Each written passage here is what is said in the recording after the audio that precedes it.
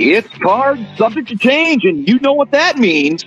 The Honorable One and the Wizard are reviewing AEW's Full Gear on this week's podcast.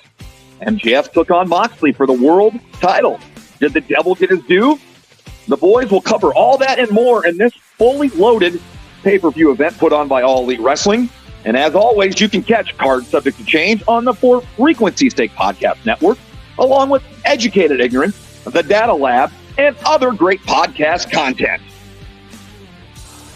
Ladies and gentlemen, boys and girls, children of all ages, For Frequency's Sake proudly brings to you its podcast champions of the Quad Cities, the Wizard, CZ, the Honorable Nick Bull, Card Subject to Change. Nick, we are live for the first time, coming to you on Facebook, Twitter, and YouTube. I'm excited. I know we don't have our cameras up. We've just got our logo. We're getting there, but how you feeling today, brother? Hey, I'm feeling great. Great intro. That's a hard thing to follow there, but yeah, we are Card Subject to Change, and you're in the right place if you want to talk about wrestling. And I'm feeling great. A little tired after last night's event, but we got plenty to talk about from Full Gear. We do. It's a stacked card. We've got a bunch of matches to talk about. Let's get right into it because we start things off hot inside the steel cage with Luchasaurus and Jungle Boy. Yeah, I want to start off talking just about the cage itself, Nick. I always like AEW's cage. It's unique. It's not right against the apron. It extends down. The door is right at the entryway. It seems a little taller than the WWE cage too to me. Am I wrong?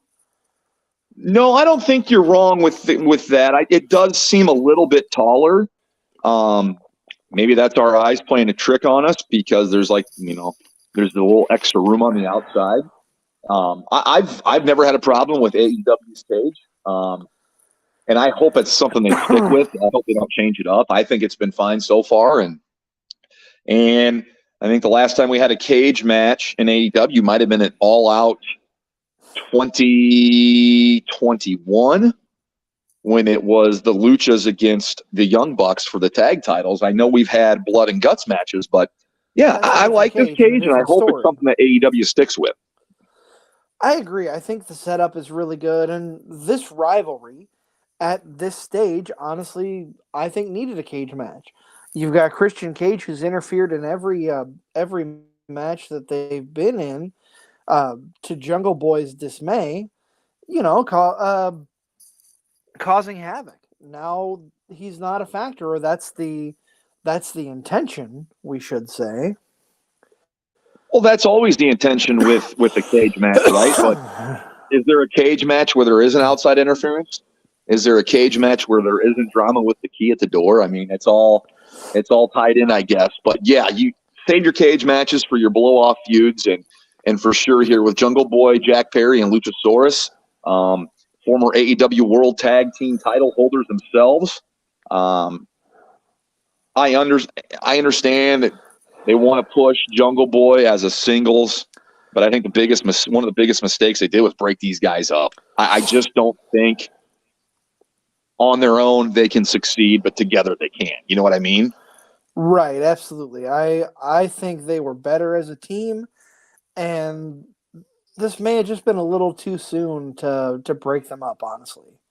Well, in wrestling, everything always, is cyclical, and it never goes around, comes around type of deal. But yeah, this was the opener, and it wasn't long, and Jungle Boy has got the crimson mask. I did a double take. I got up to get my food, sat down. I'm like, oh my gosh, we got blood already. Yeah, thanks to Luchasaurus using the cage as a cheese grater on his face, on Jungle Boy's face. Jungle Boy is covered in blood really early on. Really early on. Another thing I noted, he has the long sideburns now, like his late father, Luke Perry, kind of growing them out a little bit. And there's kind of some discussion on the play-by-play and the commentary team, Jim Ross, Excalibur, and Taz on, he's going to drop the Jungle Boy and just be Jack Perry. I'm okay with that. I don't think that's a bad move, honestly. Yeah, I would say now that he's kind of quote unquote slayed the dragon or the dinosaur, if you will, I think he can be Jack Perry, and I think that's fine. I don't think anybody's going to throw a fit over him dropping the Jungle Boy thing. That remains to be seen. I don't know if he will or not. It's just kind of something I've thought about. I mean, look at the Young Bucks. What happens now? They're not young anymore. Like, do you become the middle-aged Bucks, the old Bucks? I don't know. But that is a I've good always point. kind of wondered that. We all grow older. I mean, I'm not a young spring chicken anymore, but I wouldn't indicate that either. But regardless, Jungle Boy, when they kicked it off with the cage match, looking at the 10-match card, I guess that made sense. And I also believe they wanted to give this match as much time as possible. So putting it earlier in the show on the card allows that. You're not up against time constraint. So that's true. You do have a time and to adhere to, but I think they put these guys on first, so this thing had time to breathe and evolve. And as we stated, this is the first match on the card. This is also the first match of the night where the crowd is giving us a "This is awesome" chant. It doesn't take long for the crowd to get heated up and into the show. It didn't take long, but we'll talk about this throughout the podcast with different matches. I just thought the crowd seemed dead as different points during the show, and we'll address that and why they were. But yeah, the crowd was into it for the opener. Excited, obviously, it's a cage match. Blow off feud, you got blood. And of course, when there's a cage match, you're eventually going to have a high spot, are you not? Right, exactly, absolutely. So Jungle Boy, Luchasaurus gets prone on the table that he brought into the ring, which before we get to that, Christian Cage does get involved. He walks over and he gingerly steals the key out of the referee's pocket. Referee doesn't notice that he got pickpocketed by Christian. Christian unlocks the cage. Chaos ensues outside. Christian gets dragged away by security. Jim Ross, eager to point out, don't hurt his arm, don't mess with his arm, because his arm is still in a sling. And Luchasaurus is grabbing as much plunder as he can. Plunder, if you will, as Dusty would say. From plunder. Ring.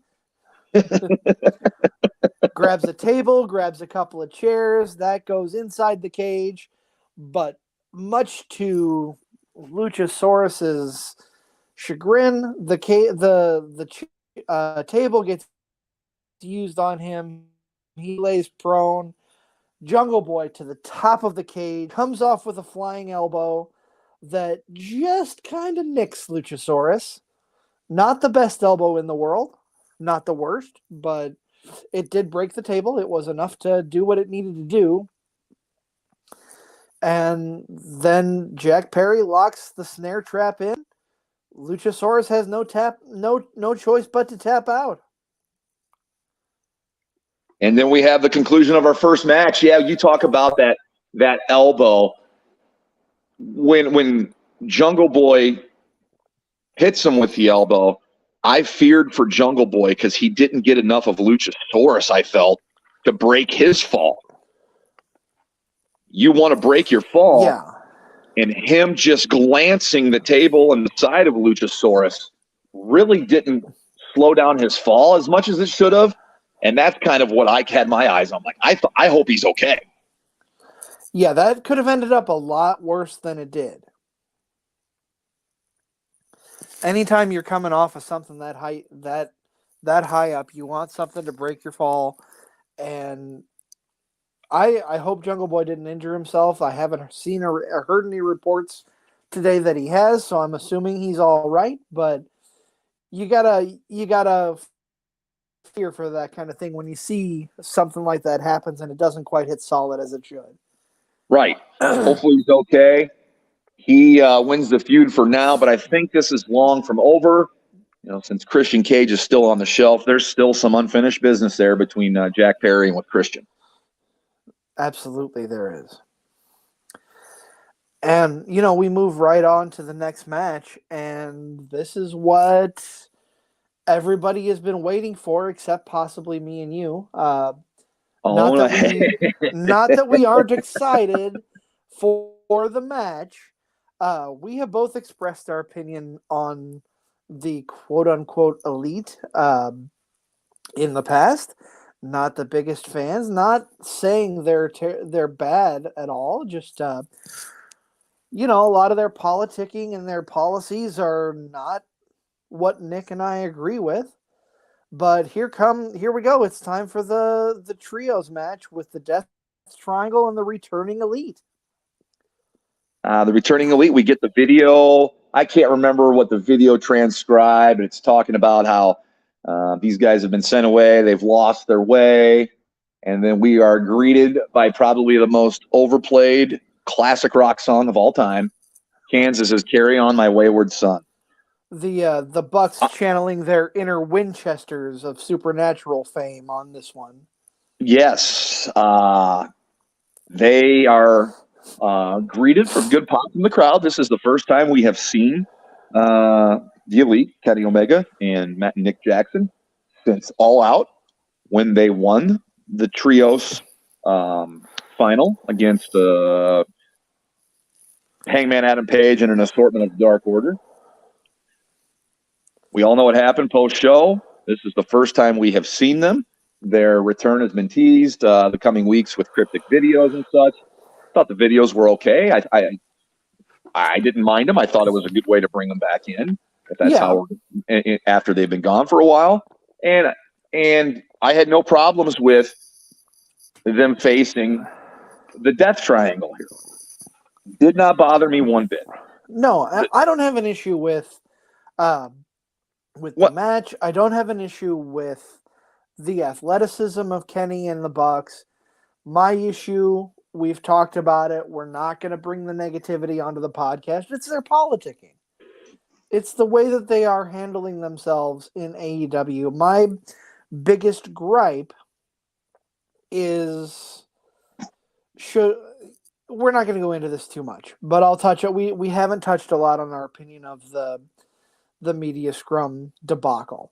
Should CM Punk have said what he said? No, absolutely not.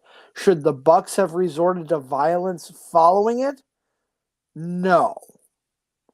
And just the fact that the Bucks are back and Punk is now ostracized, that bothers me. I don't care for either of them personally, for the same reason I've stated. The Bucks, the CM Punk, they have their own political agendas.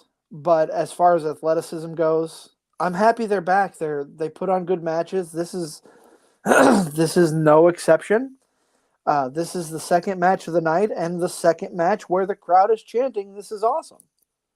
Yeah, second match in, and these guys, I like Death Triangle.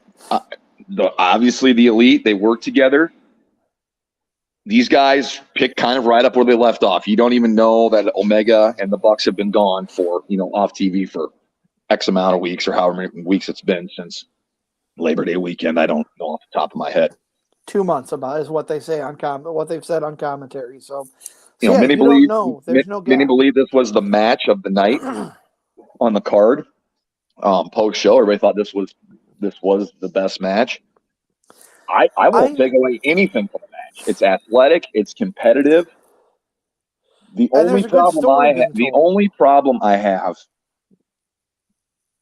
with Death Triangle and Bucks and Omega, and you're gonna know, I said this during the match. I've seen this a million times already. I know they're trying to put over their trios division, but they might need to put over their tag division first before they worry about trios. Yeah. I said to the outside wrestling fan, who wants to see these guys wrestle every time? Well, apparently everybody does, and we'll get to that in a second. But it's a fantastic match. I enjoyed it. I was sitting with Elite fans watching it, and yeah, it was a fun and entertaining match. I can't take anything away from them in the ring or whatnot, but I've seen the Bucks and the Lucha Brothers worked together so many times. It's like I've kind of seen it all with them, right? Yeah, if this is the only trios match we're going to get for the trios title, I've seen enough. I mean, you've got some other trios on there. You've got Dark Order. You've got the Best Friends and Orange Cassidy. Throw some variety in there.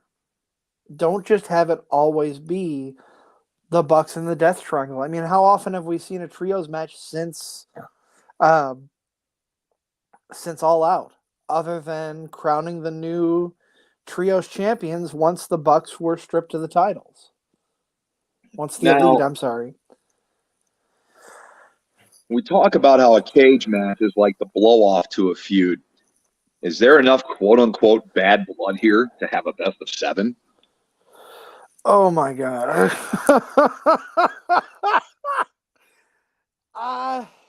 No. I'm going to say no. But yeah, that is a great thing to bring up here. We put the cart before the horse there. Match is athletic, highly competitive. What it comes down to is Pac finally gets one of the Lucha Brothers, I believe it was Ray Phoenix,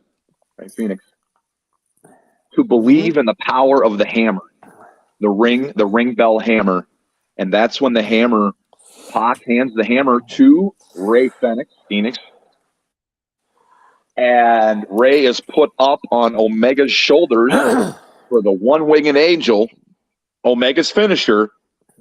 Ray uses the hammer, unbeknownst to Omega that he had it, knocks Omega cold, rolls him up, and the champs retain. And I thought that was a great finish. I like the fact that the bastard finally talked one of his trios teammates into using the hammer. But as we find out later in the night, like Nick said, this is leading to a best of 7 series between these two teams. And I agree. Is this really necessary? I don't know. That remains to be seen. I'm gonna withhold my judgment until I see a few more matches. I mean, it has potential to be a good rivalry. Oh, it's a great rivalry, but for 7 Dynamites in a row now, or for the next quote unquote 6 Dynamites, because this thing's going 7, right? Yeah. If so, I don't know. They're going to cram the Elite and the Death Triangle down our throats. That's how I feel. 6 weeks in a row, we're going to get. I'm going to say the same match. I hope it's not. It's the same match on paper. I hope they're able to pull something different out each time. Something unique, something that's going to grab our attentions. I just don't know that they can. Yeah, remains to be seen. After last night's show, I felt like they as AEW as a whole has steadied the ship. They're not in dismay like they were just days after All Out. Remember how things were, like what's going to happen. They've kind of got the ship righted now. They've got people in places, and they're the next line of stories is being set up. But we have we have Death Triangle retain. Of course, they will have match 2 this coming Wednesday's Dynamite, which is in Chicago, night before Thanksgiving. So that will be a raucous crowd. I'll be interested to see how the crowd reacts to the Elite and how they react to CM Punk, no longer or presently not being on camera or with the company. And Chicago, of course, being AEW's Thanksgiving tradition, we've got the WWE's Thanksgiving tradition coming up next week in Survivor Series War Games. AEW every Thanksgiving is in Chicago, or has been the last 3 years. Yeah, it's the night before Thanksgiving. It's going to be a big show, especially after what happens on the rest of this card. We got one more match we're going to cover here before we head to break. Yeah. And I'm sorry, Nick. I'm just going to say this is the Who Cares Championship match. I don't really. I'm not invested in the TBS title. I'm not invested in either of these wrestlers. That's not taking away their in-ring abilities. It's just they AEW has failed to give me a reason to care about these two. Maybe it's just me. You've covered the match. This match could have been on the pre-show, and I still wouldn't have cared. Jade Cargill is green. She's got the look. She can talk, but she's still a ways away from being the top in that women's division. That's not a knock on her. Okay? Nyla Rose doesn't do anything for me in the women's division. I know they're trying to give Jade somebody more experience and a bigger name to work with and to have a victory. Despite that, that could have been done on the pre-show. Nyla Rose. The biggest things. Yeah. Sorry, I didn't mean to jump on you there. You're not two jumping. Biggest things I have noted. Vicky Guerrero comes out wearing her Rhea Ripley shirt. I'm your mommy. I know it's not, but I know she's paying tribute to Eddie with that shirt. But really, it looks like it looks like she's wearing Rhea Ripley's shirt in an AEW show. And Jade Cargill comes out in what in the name of Saturday morning cartoons is she wearing here? I know what she was wearing. She's Chitara from Thundercats. Come on now. I'm aware, but I looked at that and I'm like, are you really wearing this to the ring? Wizard. That was the best part of the match. Okay, that's fair. That was the best part of the match, besides it getting over with, was Jade Cargill cosplaying as Chitara from Thundercats. Yeah, okay. I guess I got to concede to that. The match itself was just whatever. I mean, this is the Orange Cassidy of matches, hailing from whatever, weighing in at whatever. They could have had this on the Rampage the night before, and it would have been just fine. Yeah. But like you said, Nick, we're gonna toss the break. On the other side of the break, we'll go into the ROH Championship match, which I'm really excited to talk about. But meantime, we'll be right back.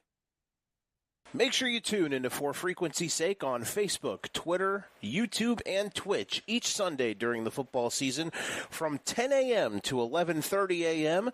The boys from For Fantasy's Sake will be bringing the fire fantasy football takes, updating you on the week's rankings and injuries, and getting you ready for your fantasy football matchups each and every week. The show is interactive, so be sure to send your questions.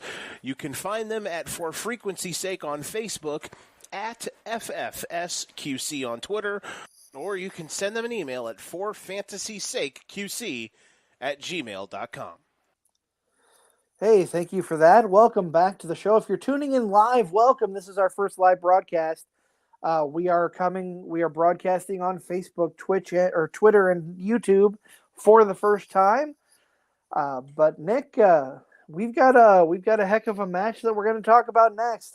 We've got 4 of the greatest wrestlers in AEW, in my opinion, going after the ROH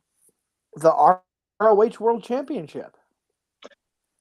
Yeah, this was probably one of the top 2 or 3 matches I was looking forward to most on the card, just because of the storyline. Like, who's going to dethrone Jericho? Who's the one that's going to take him down?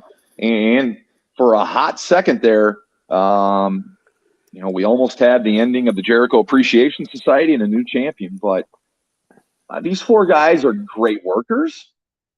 The styles work well with each other when you got Jericho, Guevara, and Danielson about the same size, and then you got a Claudio Castagnoli in there who can just throw those guys around. It looks great. You also have the dynamic of 2 of those guys being Jericho Appreciation Society members, and you also have 2 of the guys from the Blackpool Combat Club. These guys have been feuding all year. Remember Double or Nothing? Was it Double or Nothing, the arena match? Arena Anarchy in the arena. So these guys have been feuding all year. So you had that going into it as well. And of course, Danielson and Claudio are both former Ring of Honor World champions. So that all tied into this. That's why that was one of the top 2 or 3 matches for me on the card. Looking forward to it, and I thought it delivered. I really did. I was really entertained by this match. It wasn't a dull moment. I didn't think. I was pretty happy with it.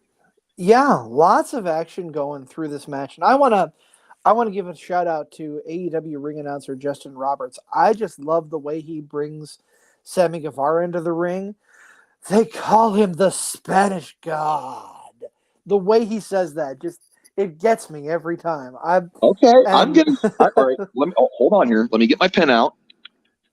I'm gonna listen for Guevara's intro. I'm gonna definitely start listening for that. I love it. They call him a Justin Spanish Roberts, God. and I didn't do it justice. The Spanish. So what? God. How can we? Now let's get selfish here for a second. How can we spin that and make that sound good for you? Ooh, that's a good question. Like an intro for me. They call him a QC God. Yes, I love it. They call him a podcast God. If you intro me like that every week, I would not be upset. Okay, well, we'll see what we can do. We'll work that into the contract here. But yeah, I love the in-ring ability of all 4 of these men. Guevara is really coming into his own, I think. Deserves to be in this title match. And just like you said, the dynamic of 2 members being in the Blackpool Combat Club, 2 members being in the Jericho Appreciation Society, you don't know what's going to happen. Right. And, loyalties are going to be tested, correct? The bounds are going to be pushed by all 4 teams. And that's what I was looking forward to. I was looking forward to the Jericho on Guevara violence. I was looking forward to the Claudio Danielson violence against each other. We got all that and more. There were some really good spots in this match. I really liked when Claudio had Jericho. Was it in the walls or was it in the sharpshooter? The sharpshooter. And then, Brian Danielson jumps on with the label lock. Stuff like that. That works well in those matches. And these guys, I'm not going to give you a move by move breakdown, but I mean, I have it if you want it, but yes, I want you to give me the move by move breakdown because I was focusing a lot on Guevara in this match because one of these things is not like the others, right? The young guy, lesser accomplished, but I thought he did a really good job of hanging in this match, and he took some bumps, man, but he sure had some shine as well. And, being a former 3-time TNT champion, he deserved to be there. He earned his place in this match. Couple things that I have noted outside the match. Jericho, being the dishonorable heel that he is, but the fans always still love to sing along with Judas as he comes to the ring. On commentary, so you've got Excalibur, Jim Ross, and... is it Taz that's doing the main show? Refresh my memory. Yes, Taz, Excalibur, and Jim Ross were the commentary team. On this one, you have the added element of Ian Riccaboni. My question to you, are there too many cooks in the kitchen during this match on the commentary table? No, because there's so much more action to call with 4 guys. You got to have Riccaboni in there being the Ring of Honor play-by-play guy. It's a great touch. I like it. If there were 4 guys on commentary all night, yes, that'd be too many cooks in the kitchen. But for this instance, one of those guys can kind of take a lesser role in this match. It doesn't bother me that there were 4 people and Riccaboni calling this match.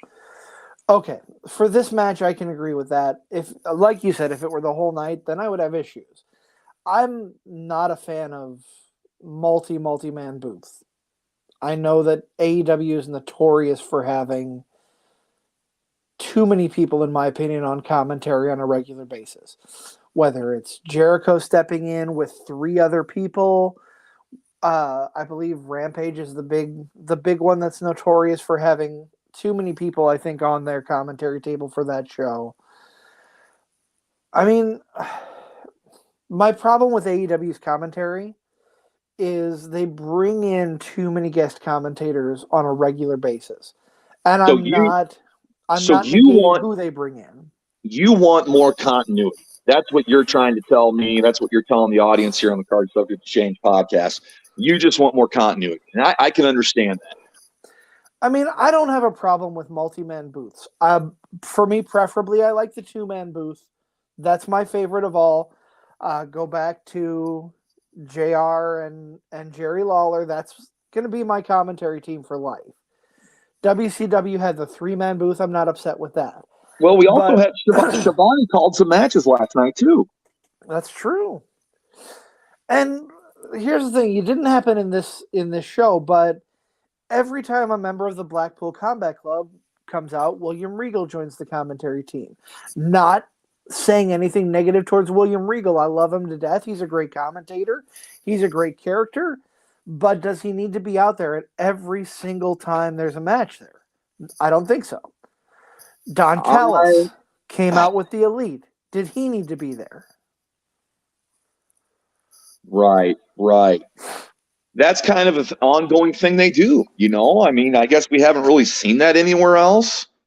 When you think about how many people do come by, yeah, you're right. It is kind of like a too many cooks in the kitchen type of deal. Normally, I'm perfectly fine with Excalibur and Taz. Bring Jim Ross in, obviously, for the specialty matches, the big ones. And then Tony Schiavone can be your third commentator that does the interviews as well. Just as long as he introduces Sting, that's all I care, okay? Yes. Okay? So with that being said, I can get down with that. I understand you want some continuity. If they want to do like the rotating commentary booth thing, save it for Rampage. Do it on a Friday night, and if it gets traction, then that's when you take off with it. But I would just save it for Rampage. I can concede to that. Yeah, I agree. I think more consistency, more continuity is good, but save the rotating commentators for Rampage. But let's get back into this match because the action is fantastic. There's some great moments between Jericho and Guevara on both sides of the fence where Guevara is there bowing to Jericho's will and making sure Jericho is getting his shine on. And then there's moments where Guevara's just had enough. It's like, I'm in this title match too. I want to win the belt.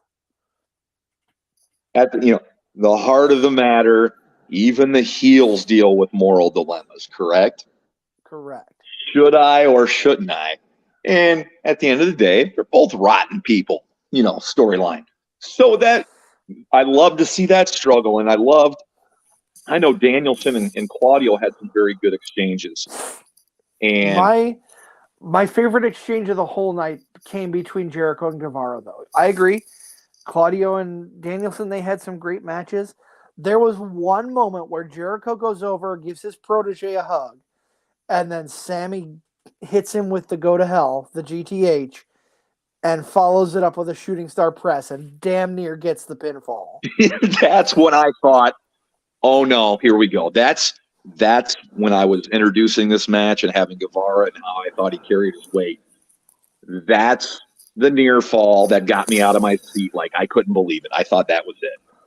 I thought so too. I was so excited, and then for that to just be a near fall, I'm like, oh, come on. But that was my favorite exchange in the whole thing up until the very end. The last moments are what really got me. How Jericho retained his title on Claudio, because that just came out of nowhere. Claudio is in the big swing with Sammy Guevara, and here comes Jericho with this flying. He goes halfway across the ring to hit the Judas effect on Claudio. That was awesome. Now listen, I totally agree. The haters out there are going to hate and say that he botched it, but he really didn't. when Guevara was getting spun by Claudio that fast, for Jericho to even connect on it, it was something. And then for good measure, he buried him with the second one. But I loved it too. I loved how he jumped in there, kamikaze, like, this is my last shot. He swung and hit a home run. I loved how that ended. As much as people don't like Jericho as the Ring of Honor World Champion, Jericho's doing a great job playing the role of the heel and quote unquote bringing dishonor to that championship. Jericho is doing what he needs to do. This is my favorite storyline going on in AEW right now, because you don't know who's going to take that belt off of the Ocho. You really don't. It's been a head scratcher, right?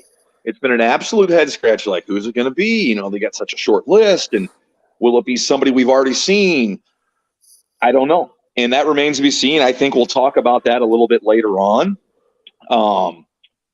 when I think Jericho's next title defense will be, or when it should be.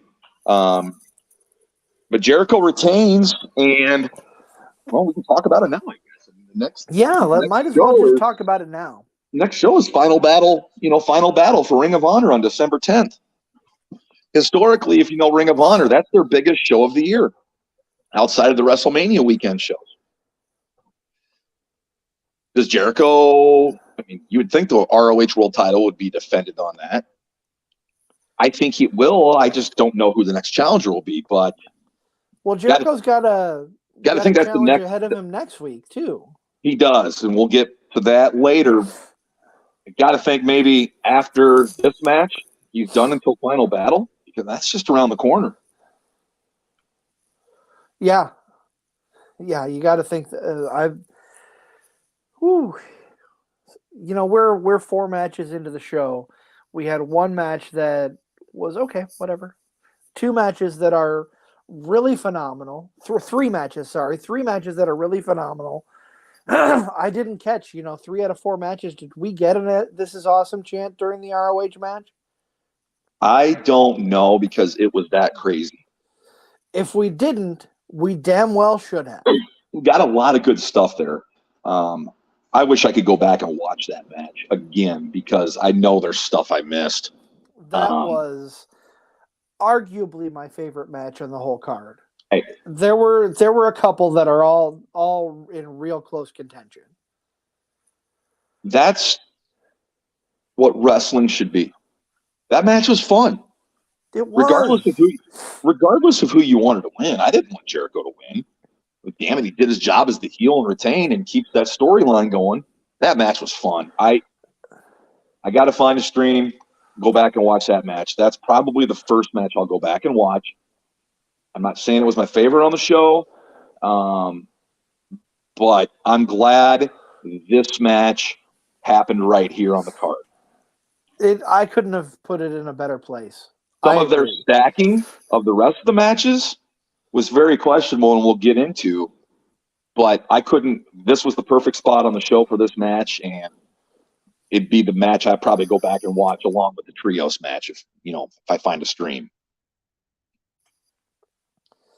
And let's just keep it going. The next match is a big rivalry match that's been building. This is first match back in the ring in 5 years for the artist formerly known as Paige, Saraya, making her in-ring debut for AEW against the Doctor, Britt Baker, DMD.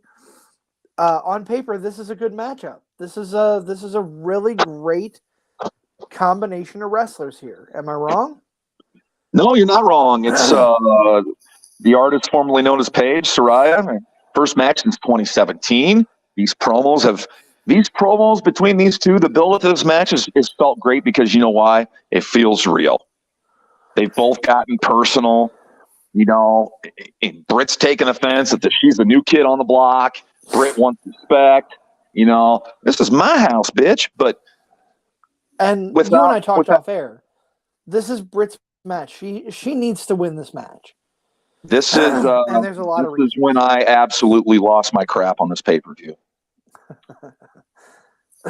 Well, I'm going to let you take I it talked with you before the show that Dr. Britt Baker, DMD, and by the way, the crowd seemed dead during this match. I don't think the crowd didn't seem to care that was Soraya's first match in 5 years.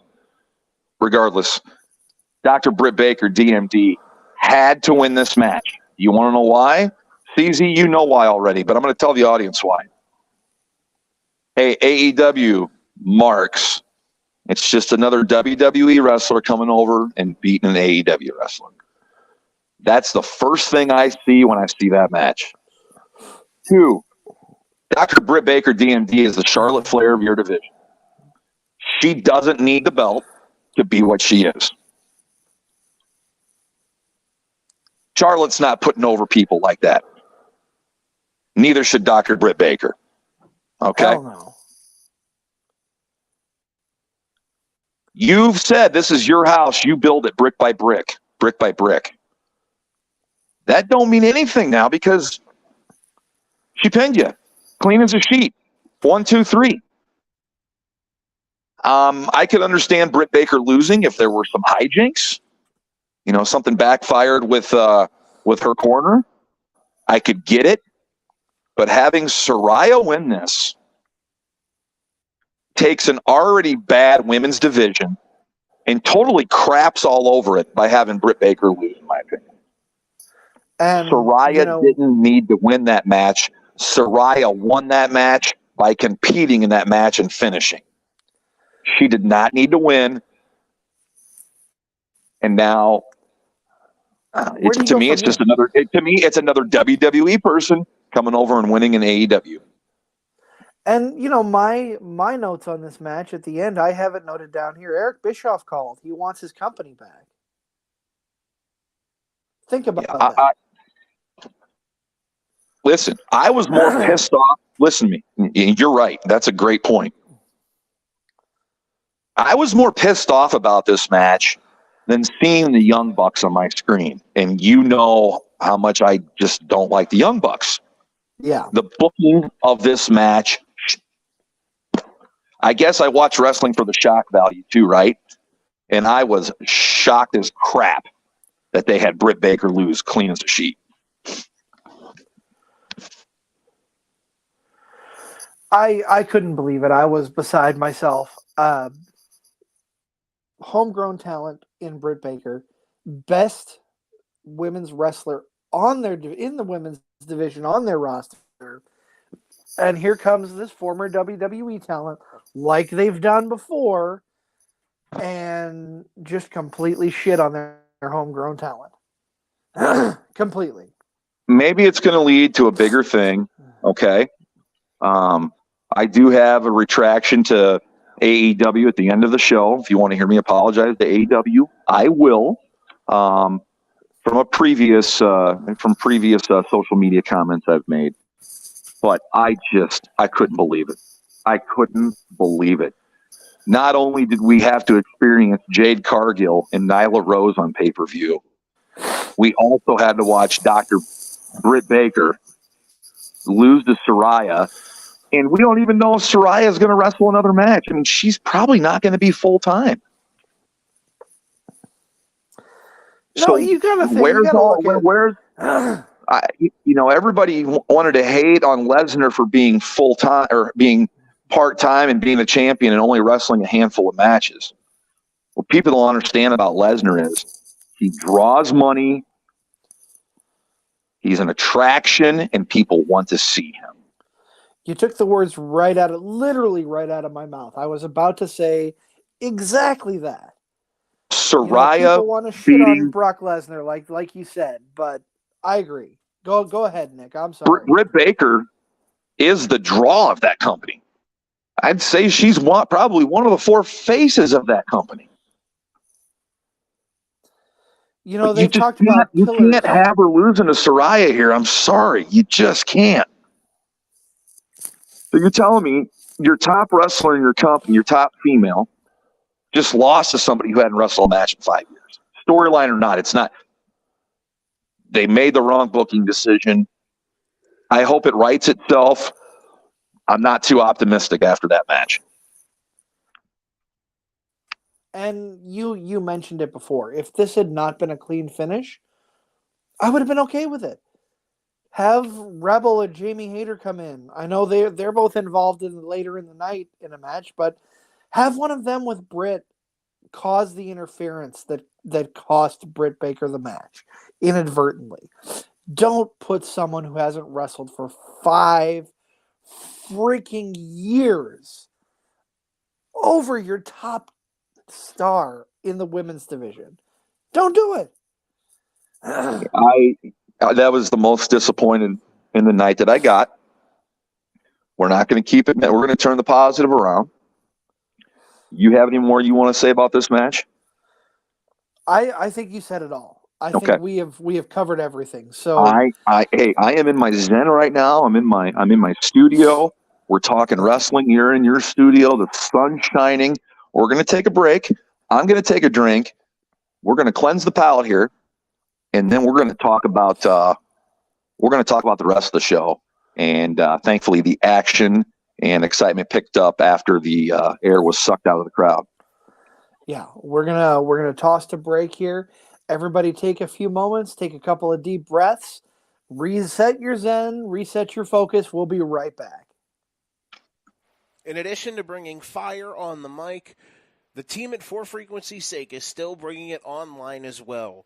Check out 4FantasySakeQC.com this season for college DFS, Survivor League, and betting advice each and every week of this football season. Again, that is 4FantasySakeQC.com for college DFS, Survivor League, and betting advice each week during the football season. Welcome back to the Card Subject to Change podcast. We are well into the AEW's full gear. We've got 5 matches, I believe, left to cover here, and business is about to pick up. Yeah, Nick? I believe Taz said it accordingly, but I will reiterate: we have got a 3-way. Hey, oh my goodness! 3 of the biggest dudes in the company are going to go kick the shit out of each other for about 10 minutes, and everybody's going to enjoy it. You've got Wardlow, the War Dog, holding the TNT Championship. Samoa Joe, the ROH Television Champion, and Powerhouse Hobbs. Nick, let me ask you this. Is Powerhouse Hobbs going to be one of the biggest stars in the WWE in the near future?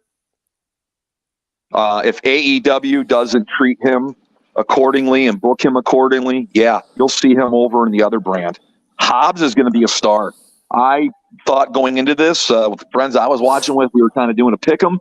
I thought Hobbs was going to go over, but not on Wardlow. I thought he'd get the pin on Joe or get the win on Joe so Wardlow could have his stake back at the belt. There was kind of shenanigans like that, as we'll get to here in a few moments, but dude, I wish these guys wrestled for 20 minutes. I know they'd be dead at the end of it, but my goodness, this was a fun match. This picked the show back up for me, and I think this match and the next match are what saved the show for me. I don't have a whole lot of notes on this match. Nick, I believe I told you I was in and out of this whole pay-per-view. I was trying my best not to be distracted, but I had people talking to me in the house, people calling me on the phone, text messages rolling in, and this is one of the matches that got interrupted. Now, let me reiterate: none of those interruptions were from me. No, Nick did not interrupt me at all. I had a good friend call me, and stupid me for answering, but sitting here taking notes, I was just going to be like, "Hey, I'm kind of busy," but the first thing he says, and it throws me out. He's like, "How's the pay-per-view?" Like, and it threw me out of my everything. I'm like, that's what you're gonna find out tomorrow when we record, dude. I'm trying to take notes. Right. Well, hey, next time just don't answer your phone. Yeah. Have to turn the phone on silent and set it somewhere where it's not in reach. But that caused me, this was a blink and you miss it moment for me because the phone rings. I pick it up to let the guy know, hey, I'm busy. I'll call you later. And he throws me for a loop, and I completely missed the end of this match. Well, I'll get you there to it. But the presentation of these three guys in this match, their entrances, they're all made to look larger than life. They all look the part. Wardlow's chiseled powerhouse. Hobbs is big, chiseled. Samoa Joe, big and always been Samoa Joe. That's why I like Samoa Joe. That's probably what I'd look like wrestling with Samoa Joe. My gut and some shorts. That's why I always root for Samoa Joe. But the action was great. Wardlow doing a tope suicida onto both Samoa Joe and Hobbs as they were standing. That was a high point for me. Wardlow showing his versatility. Hey, is he a future world champion in another promotion? Quite possibly. I'm telling you, if they don't treat him right here, yeah, for sure. It's going to be one of those things, and I'm starting to wonder because at the end of this match, we have Hobbs destroying Wardlow with the spine busters. Samoa Joe was outside. Samoa Joe comes back in, jumps Hobbs, puts him in the Kojina clutch, and the ref stops it. So Wardlow wasn't pinned. Hobbs didn't tap out. He was out. Samoa Joe submitted him. Samoa Joe is your new TNT champion. On top of that's what I was going to start doing here on the Card Subject Change podcast. Every time there's a title change, I got to do my Fink, Howard Finkel. God, going back and watching those old WWF shows, hearing him, TNT champion, Samoa Joe. So riddle me this, Wizard. This sets up Final Battle on December 10th. Samoa Joe and Wardlow for the TNT and the Ring of Honor TV title? Oh, absolutely. You would have to think so. There's no way around that. It's obvious with Wardlow not getting pinned, not being a factor in the outcome of the match, that this rivalry is not over. Or does Hobbs have a claim to that match as well, and they make it a triple threat? Do we get this match again at Final Battle? Regardless if it's a one-on-one match or a three-way, I hope we get this at Final Battle. I hope this is something that's announced on Wednesday. It's Dynamite. I hope that card starts to shape up. And they want to make this a rematch. I'm all for it. I love this match, and as sour taste of mouth as I had after the Saraya Britt Baker match, I started to feel happier, and I had my second moment of the night where I jumped up out of the couch where I'm like, oh my gosh, where you seen Joe coming in to put the sleeper on Hobbs for the win. Stolen from Wardlow, wasn't pinned or submitted, and Samoa Joe is your champion. So let me ask you this. A lot of things interesting here going in the next couple weeks. Let me ask you this. Obviously not right away because Joe and Wardlow is still going to be going on for a little bit, but does taking that title off of Wardlow set things up for another rivalry for a bigger title down the road? I don't want to spoil anything about later in the show because we'll get there. Just put a pin in that and think about that for a minute. The first thing I said to my friends that I was watching with, they were bummed that Wardlow lost, but it might be Wardlow losing to put over Samoa Joe one more time because there's bigger fish to fry for Wardlow. Yeah. You caught that too. I'm glad you caught that. Hey, it takes a keen eye to be part of Card Subject to Change, does it not? You got to be quick on your feet. You got to always be tuned in. And speaking always tuned in, we go backstage. Jericho is celebrating, still being the Ocho. Him and Sammy are backstage, and I love this interaction because, I'm sorry, Guevara's not with them. It's Jake Hager who's with Jericho, and I'm actually pleasantly surprised because when I see Jake Hager back there, I'm thinking, when was the last time he was in a match? Which I'll ask you, Nick. When was the last time we saw Jake Hager in the ring? Was it That's Blood and Guts? That's a good question. It might be. And I'm wondering if he's got a Bellator fight coming up. He is still under contract with Bellator and still fights for them. So I believe Bellator, if it's a different organization, I'm sorry, I apologize. But maybe he's maybe he's in a fight camp and he's just making the appearances. That's why we haven't seen him get into any physical altercations. Don't believe he's injured, but maybe he has an upcoming fight that he's training for. Well, after this backstage segment, we are going to see him in the ring again here coming up this Wednesday, because after Orange Cassidy drops the bomb on Jericho, and this segment went so fast, Nick. Who did Orange Cassidy? What's the Japanese wrestler's name that's going to be challenging Jericho on Dynamite? The Stone Pitbull, Tomohiro Ishii. Thank you. Excuse me. I'm sorry. I was burping when I said his name. It's Tomohiro Ishii. I'm sorry. I totally apologize. We've seen him appear before on Dynamite Rampage, and we're going to see him again on Wednesday night. This is when, and then we see. Well, here's the thing. Orange Cassidy is there with the All Atlantic Championship. Exactly. Jake Hager looks at Holds Cassidy, up the championship and goes, "Do you like this?"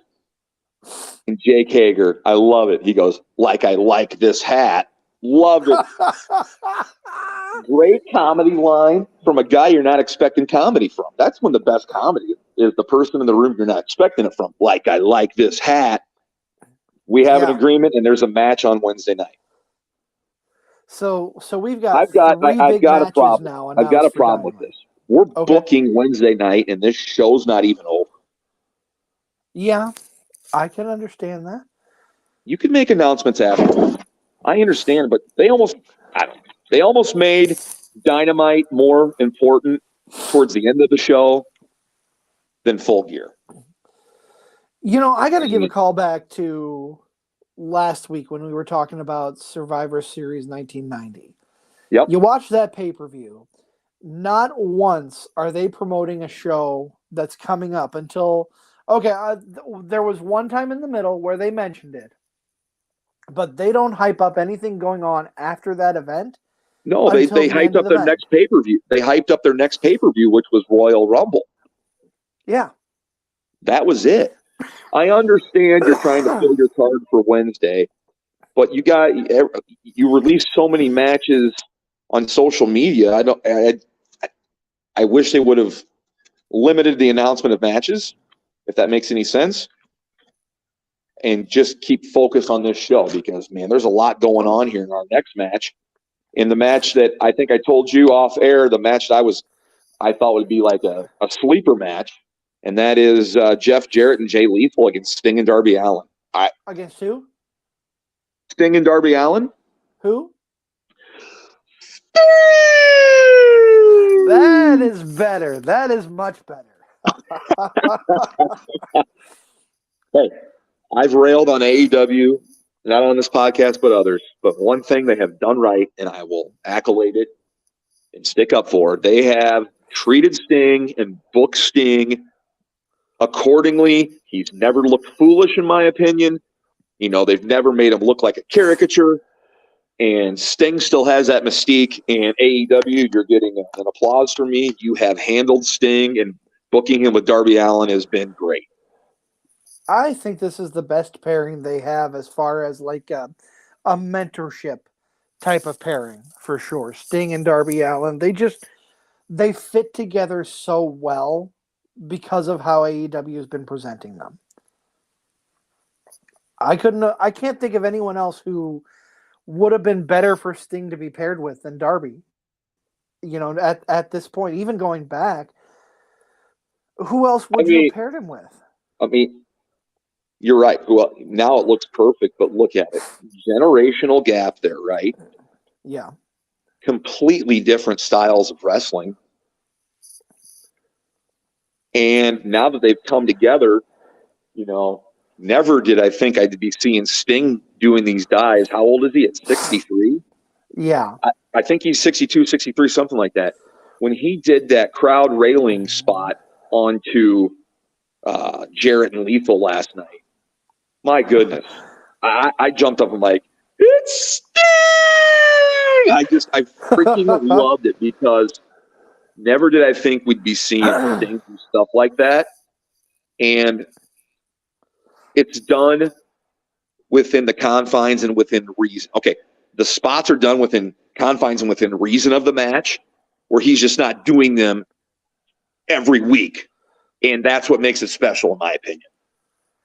Yeah, I agree. They're handling Sting really well, the best that he's been handled in recent years. WWE, when he was with Sting, I'm glad that they brought him in. I'm so grateful they put him in the Hall of Fame. He deserved it, but he was not handled well by Vince and company. No, and I hope that he, stays here as a manager. I would love to see Sting and Darby Allin in a run as tag champs. Why not? In a tag team division that needs more teams, those two, they're magic together. They don't have to wrestle every show or every pay-per-view, but having them as a part of it makes the show better. I never, seeing Darby Allin wrestle, it's not my favorite style of wrestling, but I've grown accustomed to it and I've gained respect for him. That's his style of wrestling. He's got a lot of Jeff Hardy in him. Yes. Maybe more, maybe a sober Jeff Hardy that's more of a risk taker. I don't know if you follow Darby Allin on social media, like in his off time, he's always ramping cars and stuff and flipping them. But the pairing of these two, if Darby Allin isn't paired with Sting, I don't think I like Darby Allin as much as I do now. And I don't think I appreciate Sting as much as I do right now. And I hope they don't break that pairing up like they did with Christian and Jungle Boy. That would be a mistake, in my opinion, at least at this juncture. I agree. It would be. One thing I would like to see, them do something with Jay Lethal. My God, he's so talented. And I mean, having him with Jarrett makes sense. They were in Flair's last match together. I'm fine with this angle, but I hope something becomes of Jay Lethal in AEW. I would like to see him in their main title picture. He's been a former world champion in TNA, ROH. He's held world titles before.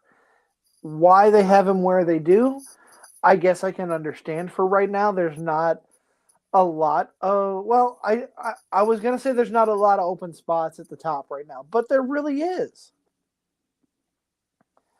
There's a lot of room. There's a lot. We got this whole Ring of Honor thing coming up too, that we talked about earlier here on the Card Subject to Change podcast. Hello, if you're listening in live, thank you for joining us. Regardless, does Jay Lethal take more of an active role in Ring of Honor, where he could be showcased more? Maybe he's the one that takes it. I don't know. Let's take a sidebar on that for just a minute. Sure. Talk about Ring of Honor. Because you've got some great talent from Ring of Honor. You've got the Ring of Honor titles that are really just sitting there, and you're only doing a pay-per-view every so often for ROH. Tony Khan needs to get off his ass and get ROH a TV deal and turn it into what NXT is for WWE. Get rid of the YouTube stuff and focus with ROH being your training ground for new wrestlers. Have a couple of veterans sprinkled in there like Jay Lethal and build ROH to be AEW's answer to NXT. That's my opinion. Well, this past week's press conference with AEW President Tony Khan, he spoke that the TV deal announcement would come shortly after Final Battle. Okay. So fair. That's why you have Jericho as champion, big name with your title. in that allure. That match definitely helped it last night being on the pay-per-view. And then I think with the possibility of the AEW roster can go both ways with Ring of Honor. So you're always going to have talent there that's fresh. Yeah, you're not featured on one show. Go down to Ring of Honor. It's not, use it like NXT. Use it as developmental, like the Ass Boys, the Gun Club. They should be working with FTR, correct? Correct. Each of them, learning from them, looking forward to, other matches down the road, but you got to get that younger talent more refined because Chris Jericho, Daniel Bryan, Jon Moxley, they're not going to be around, No. forever. So No. you got to start building for the future now. And I think hopefully that's how they treat it. But only time will tell, right? Right. And, I say get rid of the YouTube stuff. I'm not saying completely, but you've got so much talent that you're putting onto your YouTube channel. As far like Dark Elevation is a bunch of squash matches. Independent wrestlers going against their main roster guys. Last time I checked in, just for a win for the main roster talent. Sure. Dark is a little bit different. Dark is more of a developmental area. But do away with that. Move those guys that you're developing on Dark into ROH. Bring in some newer independent talent that you've used before.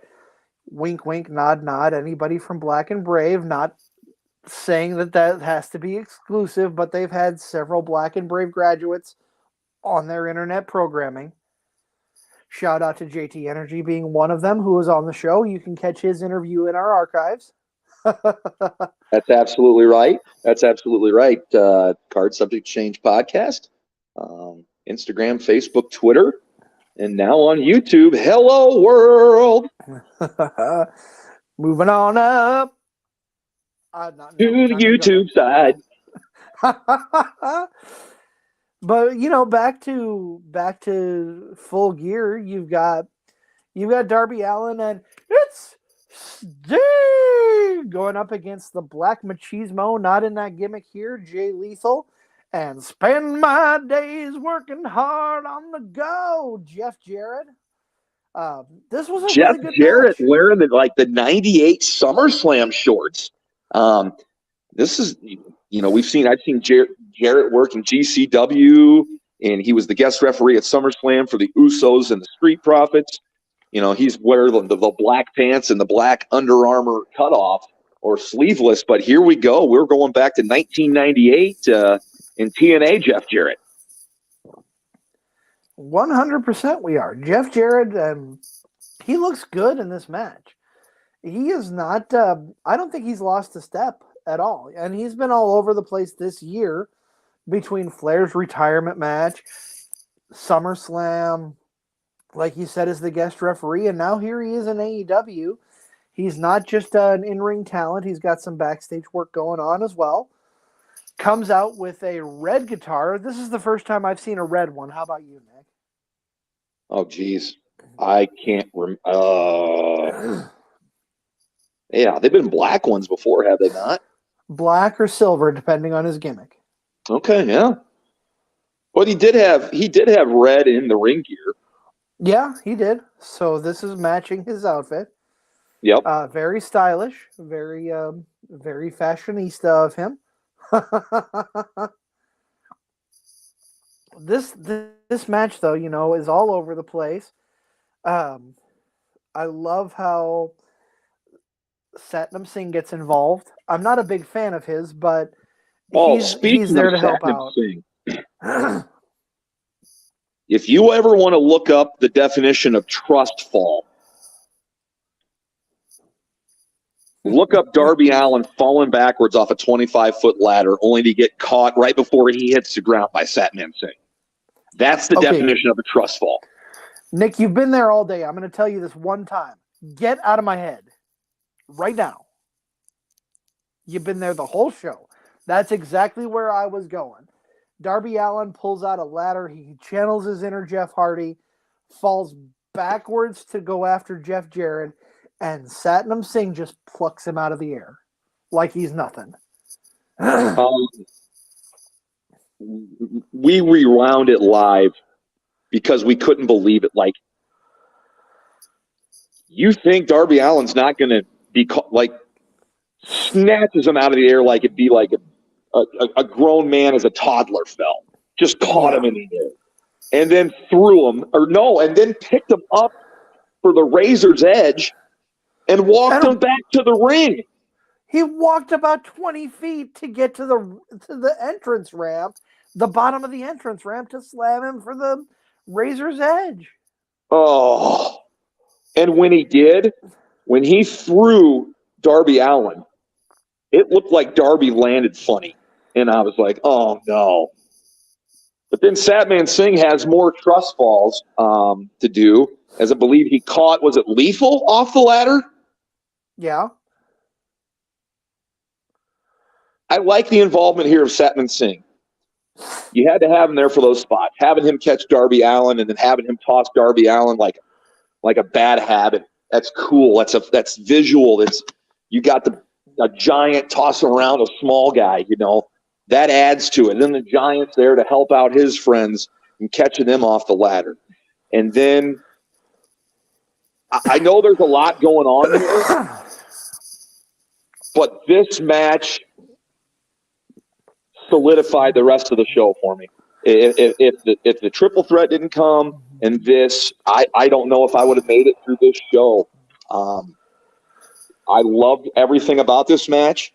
I really thought Jarrett and Lethal would go over to build a feud maybe between Jarrett and Darby Allin, but the team of Sting and Darby Allin are victorious. Yeah, and what a fun match this was. It was anything goes, but I have about halfway through my notes watching this. The match is anything goes. They're battling all over the place. Everybody's involved, going crazy, and then it just evolves into a standard tag match for a short period of time when they get back in the ring, which I thought was a little odd.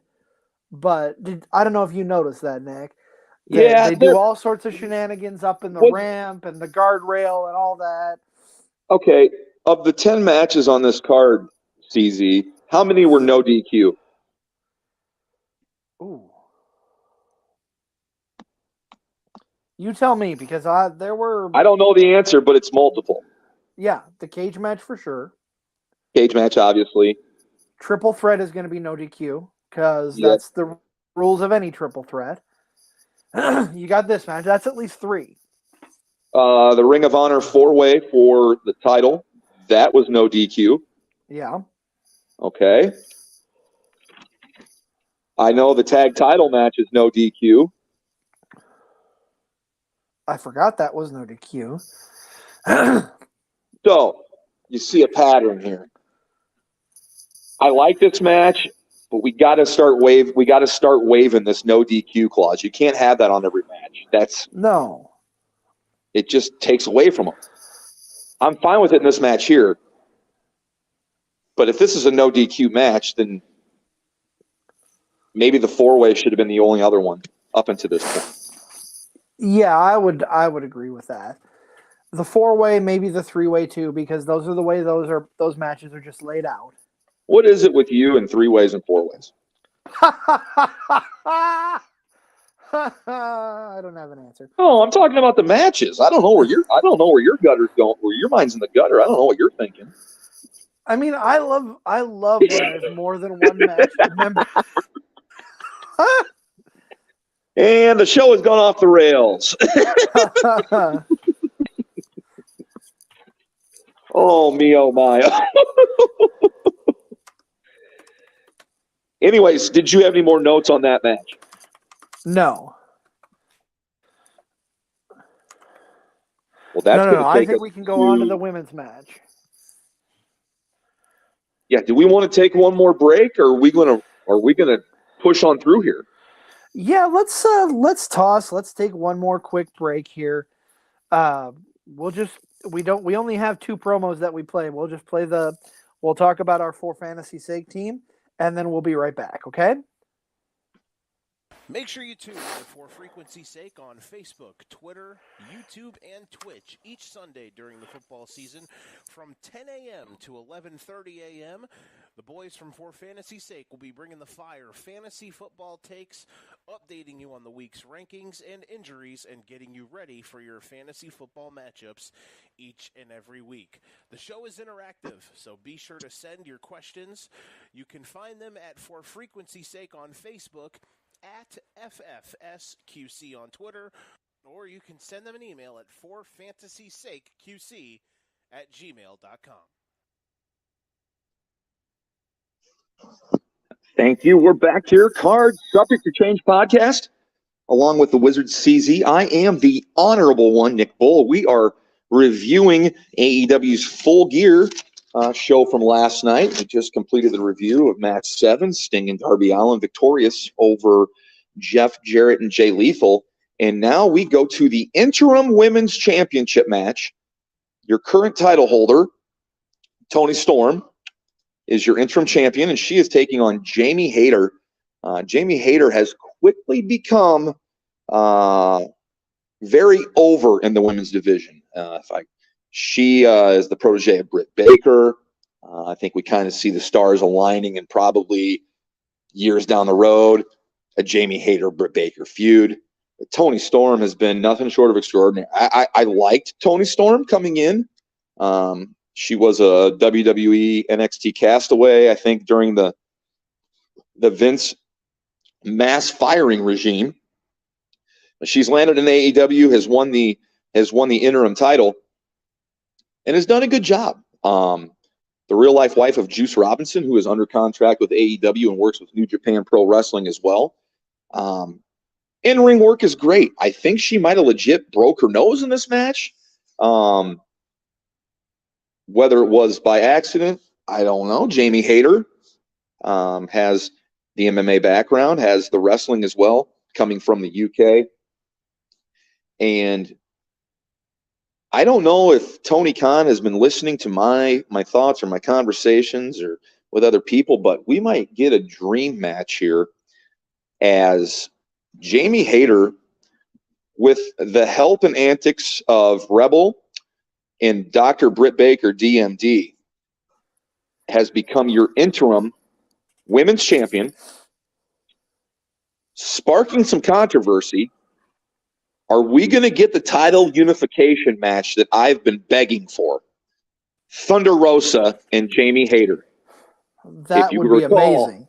If you can recall, earlier this summer, Thunder Rosa was called out by some people for being stiff in the ring and being hard to work with. And Jamie Hayter had threatened her, and allegedly Thunder Rosa was hiding in the women's restroom from her so she wouldn't get her ass kicked. We'll have to wait and see. I mean, what is Thunder Rosa's status right now? I know she's injured. She was brought up at the press scrums and whatnot, and Tony, we want to give her every opportunity to come back. I know there was talk about her wanting to step away from her contract. Well, at first it was an injury, which maybe it was, but then this Jamie Hayter stuff came out.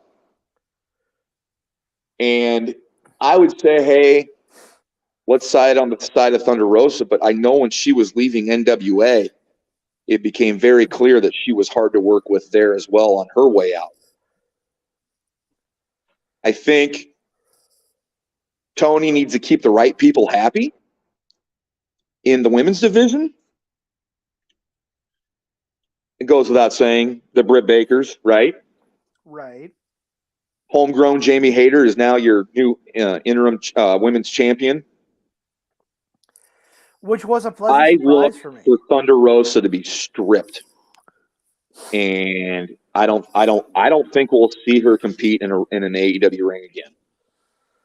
That would not surprise me at all. It's disappointing, but I wouldn't be surprised. Looking at this match, I think it was the right call. I think Jamie Hayter becoming the and new. I'm sorry. Oh my gosh, I'm sorry. And new AEW Women's Interim Champion, Jamie Hayter. So I don't always listen to the commentary for move names. Correct me if I'm wrong, Nick. Is Jamie Hayter's finisher called the Haterade? I believe so. I love it. So That do is I. the best name. This was a good, hard-hitting matchup. Both of these gals, I mean, for a 15-minute match, the crowd was into this match. The crowd was very much into this match as opposed to the next match. But the Toni Storm Jamie Hayter match, after the dud that was the TBS title, and after the poor booking decision of the Britt Baker and Saraya match, this match made up for those two decisions. The right decision was made in putting the belt on Jamie Hayter. And this was the best women's match of the night. It was better than Britt Baker and Saraya. Let me throw out that I love that there were 3 women's matches on this card. The women are getting a huge spotlight in AEW. Whether there's a good booking decision or not, whether the match was good or not, they're getting highlighted. They're getting their due. And I love that about AEW. WWE is trying to do their best as well. I mean, look at the Saudi show. We had, 2 women's matches featured there? No, we had the women's tag, correct? Yeah. And we had Bianca and Bayley, correct? Yeah, Bianca and Bayley. Yep, there you go. Yeah, yep. So I love it that professional wrestling is giving more focus to the women's division all around. Absolutely. I think that's great. I do too. And this match definitely performed. I loved. I thought they'd put this match on earlier, but in where they put the Britt Baker match, I understand. This was a fun match. This was a fun match, and I'm going to tell you, this was the third match in a row, starting with the TNT championship match, followed by Sting and Darby. That was just, there wasn't a lot of BS. It was constant. And the crowd noticed that and appreciated that. And I thought the crowd really got back into it in matches 6, 7, and 8. And then the next match here, I was listening for the crowd to see where they were going to go. But Scissor Me Timbers, Nick, it's time for the World Tag Match. It's time for the World Tag Match. The Acclaimed, which they came out a pretty good rap. I don't remember all of it, but I believe the line that got me the most. Yes, say it. Swerve looks like Randall from Monsters, Inc. Yep, that's the line. That was the line. I died when they said that. When Max Caster said that, I'm like, oh my.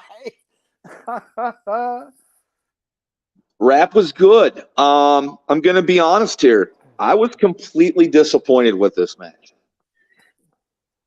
Not the booking. I think the crowd was dead.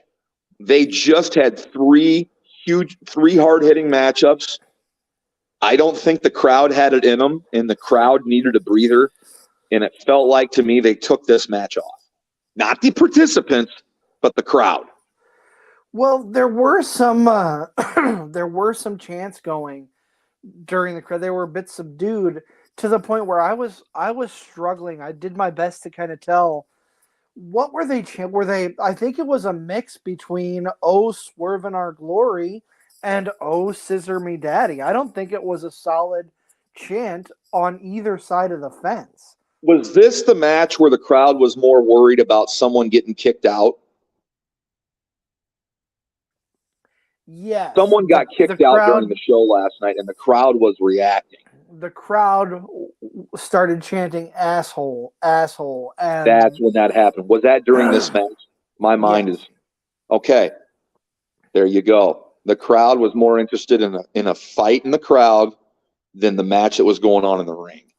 That can be dangerous, and I like the Acclaimed. I like Swerve and Lee. We finally get the split between Swerve and Lee. Yeah. But it's not how we expected. I love how this split happened. Yeah, walk us through it, Nick. I have it in my notes, but walk us through. Swerve and Lee. This was a good split. Yeah, it was. Swerve and Lee decidedly have the upper hand and are just double team move after double team move. But each time they're kicking out. Finally, Swerve has had enough and wants to use the clippers that he used on Billy Gunn's fingers to disable the Acclaimed. He kind of slaps them into the hand of Keith Lee, has the clips push Keith Lee to the chest, like, go do it. Keith Lee looks at these like, you want me to cut somebody's fingers off? He drops them and then just walks away from Swerve. I noted that not only does he drop him, he helps Anthony Bowens up to his feet and pats him on the back before he turns. Yes, and exits the ring. Yes. Dude, that's a great split. And there was a lot of build to it throughout the match. Swerve goes out into the crowd and brings a friggin' guardrail and lays it against the ring. And Keith Lee looks at him like, what in the hell are you doing? And guess who went through that guardrail? Keith Lee. And that was a pretty good spot in the match. Yeah. I hope everybody was okay after it because that looked like it could have hurt. But no, I mean, so oftentimes we see tag teams split by getting jumped from behind, and all he did was, I've had enough of this crap. See ya. I liked it. I really did. The Acclaimed They've been teasing it forever. They've been teasing it. They follow through, and now we're going to have Swerve and Lee battle. And styles make fights, right? You got the big guy who can work like a smaller guy, and you've got Swerve who can have the stand-up kick game, and he can do the high-flying stuff too. So I like the dynamic between these two, and I think Swerve is at his best when he is the heel, and we're going to see maybe AEW's most underrated wrestler in 2022. Look for a bust-out year in 2023 from Swerve. Yeah, this is going to be big, and both of these men. Keith Lee kind of got a raw deal when he got brought up to the main roster in WWE. Triple H knew how to handle him, how to push him. Vince did not. So the Bearcat went to AEW after he got his release, and it's just been handled so much better. And now I'm anxious to see where not only Lee goes, because he's got unlimited potential. Note I say unlimited, he is limitless. I heard you. He is unlimitless. But you've got Sneaky Swerve, who has got a lot of potential on his own. This is going to be a great build. This is going to be a lot of fun to see where Lee and Swerve go from here. After this, we get just a recap of the matches announced for Dynamite. The best of 7 trios between the Elite and Death Triangle, because, we really needed that. The Orange Cassidy versus Jake Hager. Jericho versus Ishii. So Dynamite has some matches to prep for. But we go right now to our main event. Let's get ready to rumble. The undisputed AEW World Heavyweight Championship, MJF taking on the champion Jon Moxley. Just to kind of rewind it back a little bit. Excuse me. MJF won the Casino Battle Royal, or the Casino Ladder match, getting the chip to cash in at his leisure, back at All Out, came in masked, had the Firm behind him to help him. It was actually Stokely Hathaway who grabbed that chip, handed it to MJF. We didn't get the big reveal as to who that was. MJF revealed himself at the very end of the night. And now here we are. The last couple of weeks, we've been building to this. MJF has wanted the Firm to absolutely have nothing to do with Jon Moxley. Wants Moxley at 100%.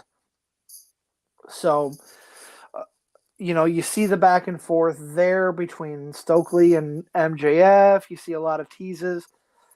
MJF is turning face for all intents and purposes as we go into this match, Nick. Yeah, that's what we've been led to believe. He doesn't want to cut corners. Seems like the motivating factor has been this email that Steven Regal, back when he was in WWE, did or did not send back to MJF, trying to encourage him to, keep doing it, don't cut corners. So it seems like he does. It's more about proving Regal wrong to me than beating Mox. Yeah. And that's been teased coming up. He doesn't want to cut corners. Since when has a heel wanted to care about cutting corners? Okay. He wants Moxley at 110%. So he fired the Firm. Well, the Firm jumps him. What's that lead you to believe? Well, God, you've got to think that they're taking their biggest heel and making him a face, which Nick and I have talked about both on and off air. Would have been a huge mistake. It would have left a big vacuum on the heel side of the main title picture. Yeah, it would have been a big mistake, wouldn't it? Yeah, but let's get into it. Let's talk about why it ended up not being a big mistake, Nick. This match was everything that I had hoped it would be. I don't know about you. I am so happy that we didn't get Mox bleeding in this match. Yeah. It was a ring-based affair. Yes, there were some outside shenanigans, but that sealed the storyline arc. I loved how Moxley focused on MJF's knee, and MJF struggled with that knee. That was kind of the center point of the match. The knee, of course, happening when MJF hits this wicked tombstone on the apron, and his knee comes right down on where the metal bar would have been that holds the side of the ring on. That's where the knee injury comes into play. Let me ask you a question. Thoughts on the tombstone pile driver and being used 6 times at this pay-per-view? Excessive. I love the tombstone pile driver. I kind of wish people wouldn't use it because of The Undertaker's legendary and historic 30-year run, and that was his big signature. So I wish that people would honor that and not touch the tombstone. But I understand why that's not a possibility. The fact that it got used as many times, there was a triple tombstone in the trios match by Death Triangle. You got obviously MJF hitting it on the apron. Too much. Well, then you have Mox hit it again through a table. So if that's my biggest complaint about this match, so be it. It wasn't a schmaz outside. It was ring-based, and we're in MJF's backyard. Yep. The crowd's leaning toward MJF, and I thought Jon Moxley did a masterful job of playing off the crowd and wrestling how he should have wrestled as the face in a heel town. I thought he did a remarkable job in this match. And, he hits the paradigm shift early. And the very early. Think it's over. The commentary team's like, oh, it's done. MJF just lost the match. No. There was another point in this match where Mox does the paradigm shift off the top ropes. And I thought the way MJF landed, he blew out both his knees. Oh, yeah. I go, oh no, you can't do this now. So close to the finish line, he can't blow his knees out. But knees were fine. He did a great job of, how do you say it? I thought MJF did a great job of being in the moment last night. 100%. You know, he teases using the Dynamite Diamond Ring. Regal gets in his face about it, so he throws it outside the ring. But how does the match end, Nick? He comes in, Regal that is, and slips the brass knuckles to MJF. Maxwell Jacob Friedman hitting the quote unquote power of the punch, as they used to call it, from William Regal. And we've got a new, go ahead and say it, Nick. And the winner of this match, and new AEW World Champion. You guessed it, folks. Maxwell Jacob Friedman completes the prophecy on winning the poker chip and is now the new world champ. And that was where I started talking about that poker chip. Cashes it in, becomes the new champion. The devil finally gets his due. And for those of you listening... And pause. I now want to apologize to AEW for when we thought they were turning him heel or turning him face, and they just solidified his heel turn. But I also had that caveat. The only way they could save this was Regal, in my opinion, me as a viewpoint, was Regal aligning himself with MJF, because now MJF's got a fresh slew of competitors lining up, So this is going to be interesting. I love it. I love that Regal finally gave his approval. I love it. And I'm going to applaud AEW. Masterfully done with the face teases for the last month and a half, 2 months. Masterfully done. Yeah, only to come it back, and as our friend Vince Russo would say, "Swerve, bro." Swerve, bro. Oh man, I want a Vince Russo a Vince Russo Riddle bro off, bro. Oh, no, that would be amazing. My only knock on this pay-per-view is that they're getting long. If you watch the pre-show, that's 5 hours. When you're there, you don't realize it, but when you're sitting at home watching it, you do. I like the World Championship match. Moxley's going to take his break now, his much-deserved break, after he got the company through its darkest days after the all-out debacle. He probably takes a break now. When he comes back, MJF's still the champ. Boom, you got your rematch. So, and Nick, let me present this Dynamite's going to be interesting, despite the fact, they almost at times made Dynamite more important than this show as the show was going on. Dynamite is going to be interesting. Got to open the show with the new world champ, right? In Chicago, I would imagine so. Yeah. In Chicago, where he won the poker chip. Kind of sticks it to Chicago a little bit, doesn't it? It kind of does, doesn't it? It's going to be very interesting. There's no way he doesn't open that show. He has to open the show. He's the new world champ, man. He has to, right? Yeah. And I want to talk a little bit here. So I want to throw back first before I talk about that. Remember when we were talking about the triple threat match, Nick? I had said something. You and I had talked about how taking the title off of Wardlow is possibly a step towards bigger things. Well, who was Wardlow's biggest rival through most of this year?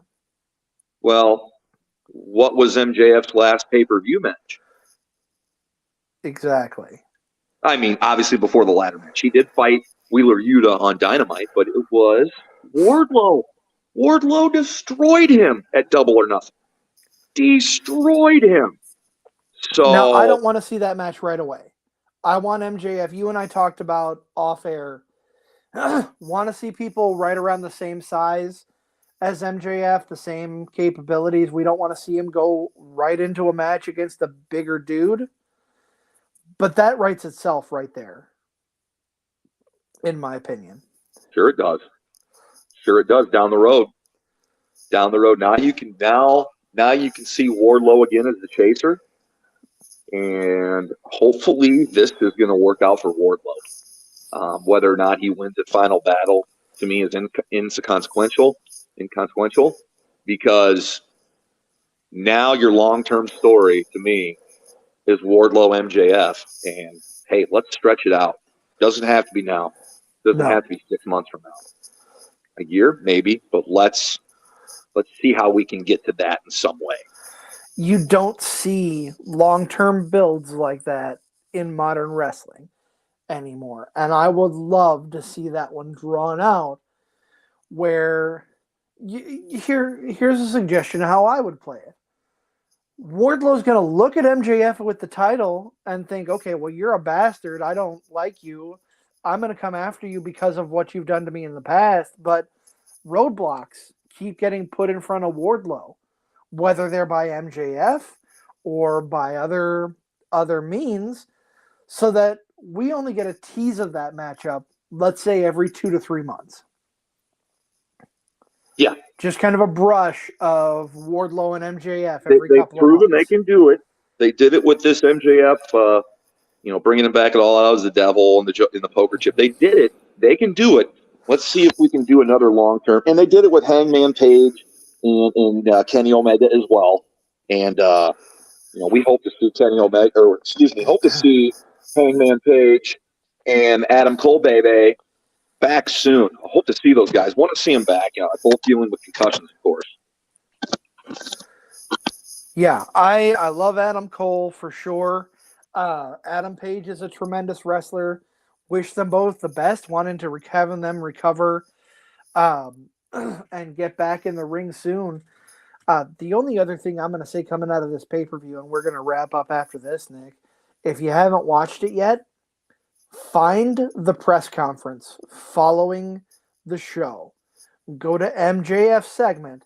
He cuts a fantastic heel promo at the media scrum following the event.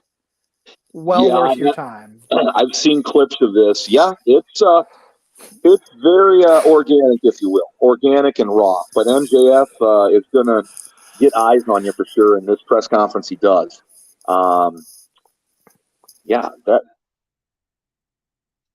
It compared the last press conference to this one. This one was very mild, despite the MJF language. Yeah. Well, Nick, we're looking at about an hour, 45 minutes into the show. I think this is the longest we've gone, and not without reason. AEW put on a very long show, but there was a lot to unwrap, a lot to talk about. Let's put a bow on this episode and talk about next week. Looking forward to next week, as it's one of your favorites, Survivor Series. War Games. We got the men's and women's match. We have both sides solidified on the men's side. On SmackDown the other night, Kevin Owens was the fifth and final member of the team headed by Sheamus, the Brawling Brutes, and Drew McIntyre. Of course, they're taking on the Bloodline. That'll be fun. A lot to transpire there. Looking forward to how that shakes out. And the women's War Games match as well. I don't know what else is on that card. I'm looking forward to it. You mentioned MJF and the presser. I also wanted to mention on the show this morning or overnight, there was an event in Japan where Kenny Omega appeared via a taped video, and Omega Ospreay at Wrestle Kingdom has been made official for the IWGP US title. That is going to be a killer match. Say what you will about the Elite, whether you love them, you hate them. I don't outright hate them. I don't think Nick outright hates them. They're tremendous athletes. Kenny Omega, Will Ospreay, that is a long-seated rivalry, and that match will not disappoint. No. There's going to be a lot to shake out on that show. Jay White, Okada. I know FTR will be defending the IWGP titles against a winner of the current tag tournament they're holding. So that's around the corner in the new year. We're glad you're with us here still in 2022. We're doing Survivor Series 22 next week on the Card Subject to Change podcast. Look for us on all social medias, Instagram, Facebook, and Twitter. Find us on YouTube. When we record, we're live. Please subscribe, like, leave a comment. Let us know how you feel. Be a part of the show. Yeah, we'd love your feedback. We'd love to hear from you, what your opinions and thoughts are, not only on our show, but wrestling in general. We've got some interviews that we're trying to line up for a little bit, maybe late December, early 2023. A lot going on. We're going to, just to give you guys a little tease, following up our follow-up to Survivor Series 2022. We're going to go back in time to 2001, talk about Vengeance of that year from that December. A couple of other things. We're going to look at Final Battle of this year, NXT's Deadline, Starrcade 97. Those are just a few things coming up in the next month and a half or so. Just to give you a refresh on where exactly to find us on social media, Card Subject to Change Podcast on Facebook, CSTC Podcast on Instagram, Twitter, and YouTube. Nick is at NickBull55. I am at the Wizard CZ. That's going to wrap us up today. Thank you for tuning in if you joined us live. Otherwise, I hope you guys have a great week, and we will see you next week for Survivor Series War Games.